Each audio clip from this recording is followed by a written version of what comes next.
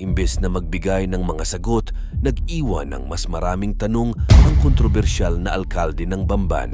Muling hinarap ni Mayor Guo ang Senado sa pangalawang pagkakataon nitong May 22 habang patuloy ang isinasagawang investigasyon sa kaniyang di umano'y involvement sa illegal na pogo operations sa kaniyang lugar, isang probinsyanang lumaki sa hindi kumpletong pamilya at solong anak ng tatay na Chinese at Pilipinang kasambahay.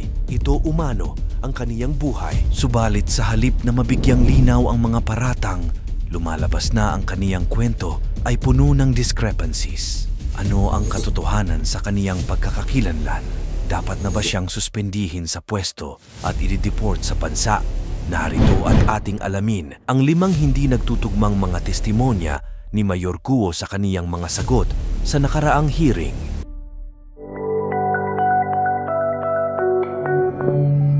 Hindi niya kilala ang kaniyang mga kapatid.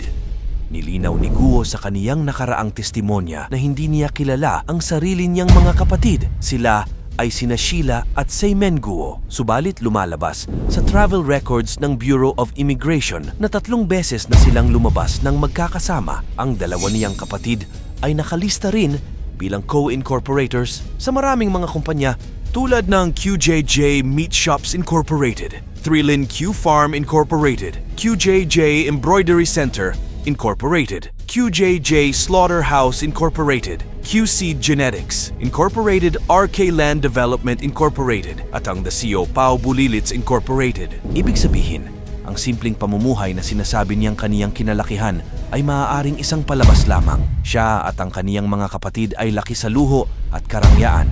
Nang tanungin si Guo ni Hontiveros kung bakit siya nagsinungaling sa isang bagay na madaling ma-verify ng ahensya, pinaliwanag ni Guo na gusto lang niyang protektahan ang kaniyang mga kapatid dahil pribado silang mga tao. Ang tanging naisagot lamang ni Guo ay ang mga katagang, "Hindi ko po alam." Siya ay only child. Sa isang exclusive interview sa journalist na si Karen Davila noong Lunes, May 20, 2 araw bago ang nakatakdang pangalawang hearing, isiniwalat ni Guo sa publiko na siya ay may 2 kapatid sa ama. Tinawag niya ang sarili niya bilang love child o anak na nabuo sa pag-iibigan ng kaniyang amang Chinese na si Angelito Guo at ina na si Amelia Leal, isang kasambahay na nagtatrabaho di umano noon sa bahay ni Angelito at ng asawa nito. Sa hearing, sinabi ni Alice na matagal na nawala ang kaniyang ina. Lumalabas sa kaniyang birth record na nakuha mula sa Philippine Statistics Authority, PSA, na ikinasal sina Angelito at Amelia Leal Guo noong October 14, 1982. Paano mangyayaring sila ay ikinasal kung siya ay may dati ng asawa si Angelito bago si Amelia? Walang marriage record ang nakuha na magpapatunay sa validity ng kasal ng kaniyang mga magulang. Lumalabas din sa birth certificates ng mayor ng kaniyang mga sinasabing half-siblings na sina Sheila at Seymen na iisa ang kanilang ina, si Amelia. Walang birth at marriage records sina Angelito at Amelia Guo. Taliwas sa nakasulat sa birth certificates ng magkakapatid, wala ni isang nahalungkat na birth record at marriage record sina Angelito Guo at Amelia Leal Guo. Tanong ni Senador Hontiveros, posible kayang hindi naman talaga nag-e-exist ang kanilang mga magulang?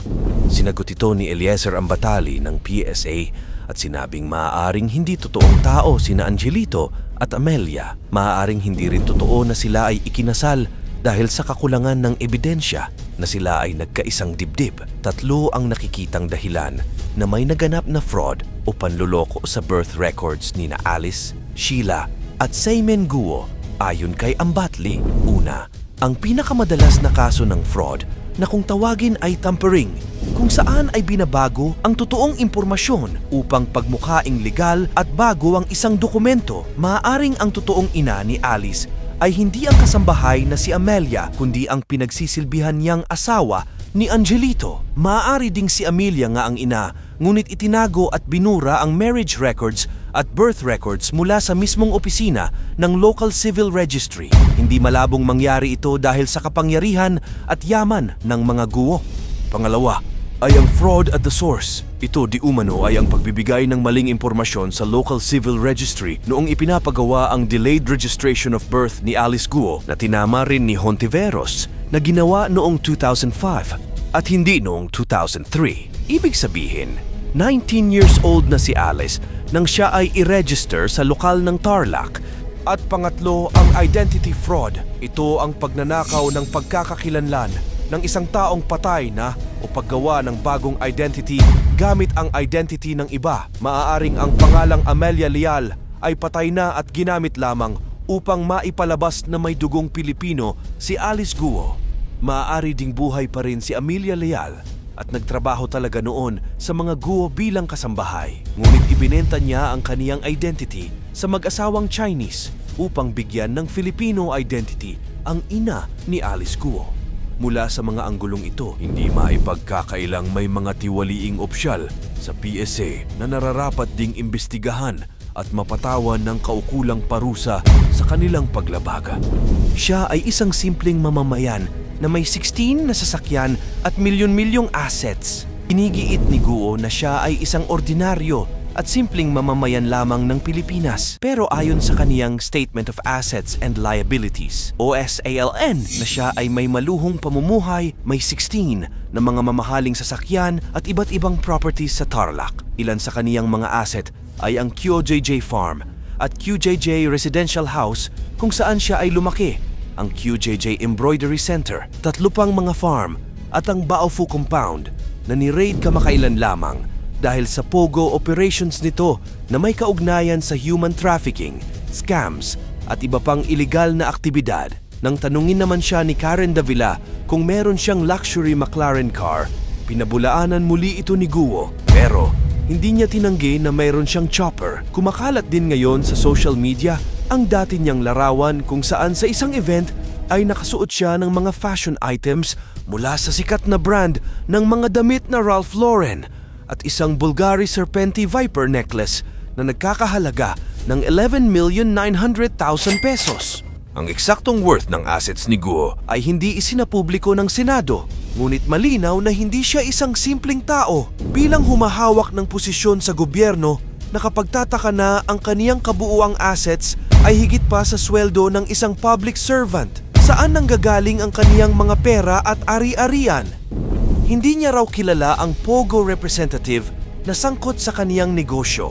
Una nang itinanggi ni Guo na kilala niya ang isang Nancy Gamo, isa sa mga representative ng Pogo Company ng Zunyuan Technology Incorporated na nakita sa raid noong Marso. Hindi kumbinsido si Hontiveros at sinabing siya ay nagsisinungaling. Pinakilala niya si Gamo na may direktang koneksyon sa lahat ng mga negosyo sa ilalim ng pangalan ni Guo. Kung totoong hindi niya ito kilala, paano nangyari iyon kung siya mismo bilang mayor ang nag-a-approve ng business permits para kay Gamo? Hindi ba sila nagkikita kung walang pakundangan siyang naglalabas ng business permits sa isang negosyante na hindi niya kilala?